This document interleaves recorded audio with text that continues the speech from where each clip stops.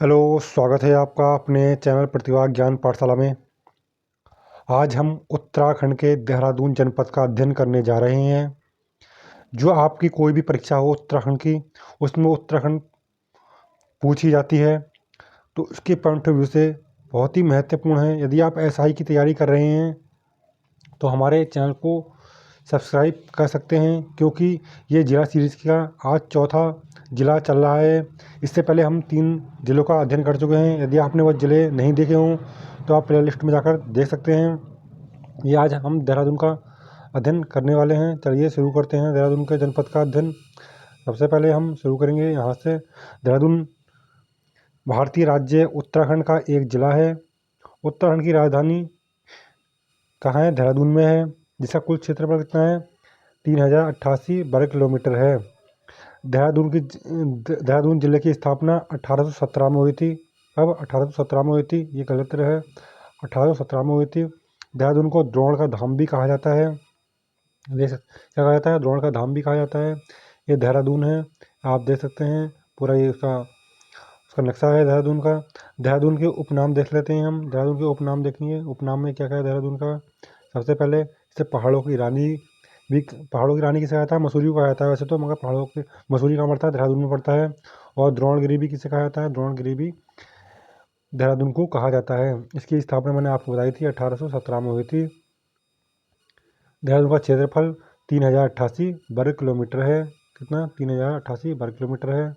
आगे देखते हैं। देहरादून की जनसंख्या देख लेते हैं। देहरादून की जनसंख्या है 16,96,694। कितनी है? 16,96,694 देहरादून की जनसंख्या है। देहरादून में कुल गांव कितने हैं? 767 गांव हैं। देहरादून की तहसीलें कितनी हैं? देखिए 7 तहसीलें हैं। चकराता, विकासनगर, देहरादून, ऋषिकेश, टूणी, डोईवाला और कालसी। इसमें भी एक तहसील और बढ़ गई है, आप 8 तहसील देख सकते हैं।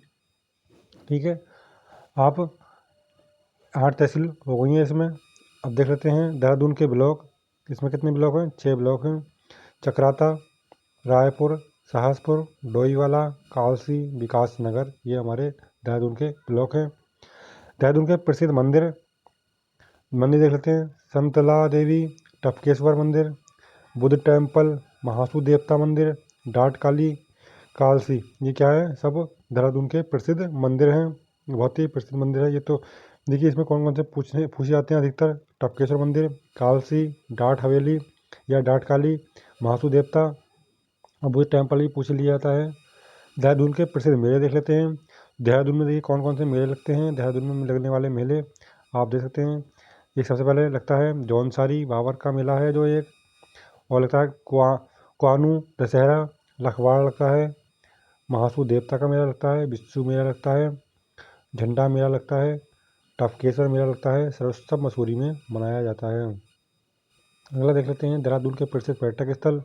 देखिए मसूरी को पहाड़ों की रानी कहा जाता है, ये मसूरी में है। मालसी, डियर पार्क, डाक पत्थर, आसन बैराजापुरा, लाखामंडल, चक्राता, यमुना ब्रिज, त्रिवेणी घाट जिसे ऋषिकेश भी बोलते हैं, सहरधार, लच्छीवाला, गुच्चू पानी, टाइगर फॉल, FRI म्यूजियम, ये क्या है? देहरादून के प्रसिद्ध पर्यटन स्थल हैं।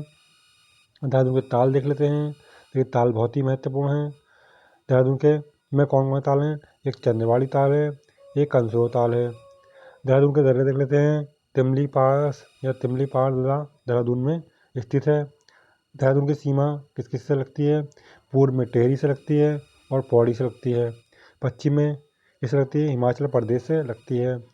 उत्तर में उत्तरकाशी से लगती है। दक्षिण में हरिद्वार से लगती है। राष्ट्रीय राजमार्ग देख लेते हैं। तो राष्ट्रीय राजमार्ग NH7 है। इसका पुराना नाम क्या था? NH72 था, जो अब NH7 हो गया है। NH307 पुराना नाम क्या था इसका? 72 था, 72A था, अब क्या हो गया है? NH307 हो गया है। आपने परीक्षा वाड़ी में क्या पढ़ा हुआ? NH72A पढ़ा हुआ। राज्य का सबसे छोटा राष्ट्रीय राजमार्ग कौन सा है? 307 है या 72A, ये परीक्षा वाड़ी में पढ़ा होगा आपने। देहरादून के राष्ट्रीय उद्यान देख लेते हैं। देहरादून के राष्ट्रीय उद्यान कौन कौन से हैं?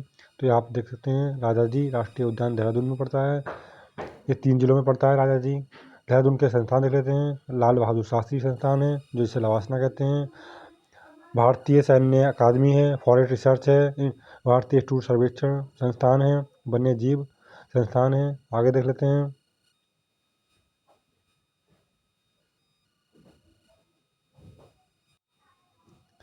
यहाँ पर आपका देखिए सर्वेक्षण संस्थान पड़ता है, भारतीय सर्वेक्षण संस्थान, वन्य जीव संस्थान पड़ता है, और AIIMS ऋषिकेश में पड़ता है, और भारतीय पेट्रोलियम संस्थान है, ONGC है संस्थान है, वाडिया हिमालय भूविज्ञान है, और स्वामी राम हिमालय हॉस्पिटल है। ये यहाँ के प्रमुख संस्थान हैं।